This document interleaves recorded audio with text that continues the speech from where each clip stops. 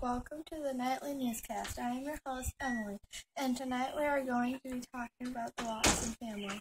I am your reporter, Brooke, and yes, the Watsons have had many adventures and surprises these past couple days.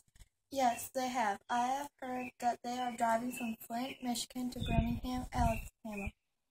The Watson family have decided to let their son, Byron Watson, stay at Mrs. Watson's mother's house over the summer, and there is a possibility he will be starting off the school year in Birmingham due to his bad behavior. What has Byron done to have to stay at his grandmother's house over the summer?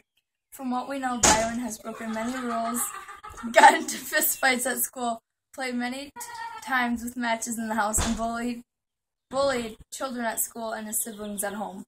Interesting. How long will the drive be from Flint to Birmingham?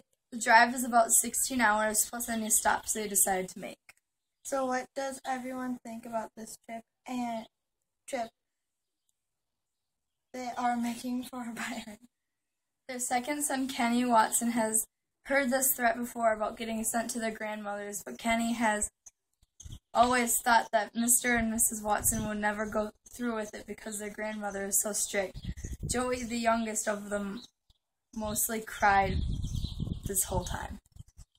I see. What about Mr. and Mrs. Watson? Well, I wouldn't say they enjoy having to send Byron from home for a summer, but if it's the best thing for Byron to get straightened out and well behaved, then it's the best thing to do, because I'm sure Mr. and Mrs. Watson would hate for things to get worse with his behavior. Well, I'm sure it is for the best. So have the Watsons done anything to their car for this trip? Yes, they have done quite a bit for their brown bomber, such as new seat covers, oil changes, a record player, and an air freshener for looks. How did the kids and Miss Watson take in with all this new stuff? Miss Watson was a little upset about this because of the cost of everything, but overall she was happy and the kids loved everything, except for Byron. He didn't really say anything, but I'm sure he was still upset about getting sent to his grandmother's. So Mrs. Watson have all this planned out.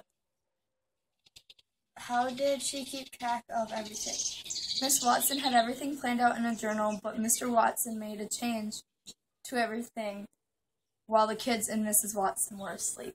Oh, I'm sure Mrs. Watson wasn't too happy about all that, but I'm sure it must have saved some time and gas. Yes, it did. Well, that is all we have for tonight.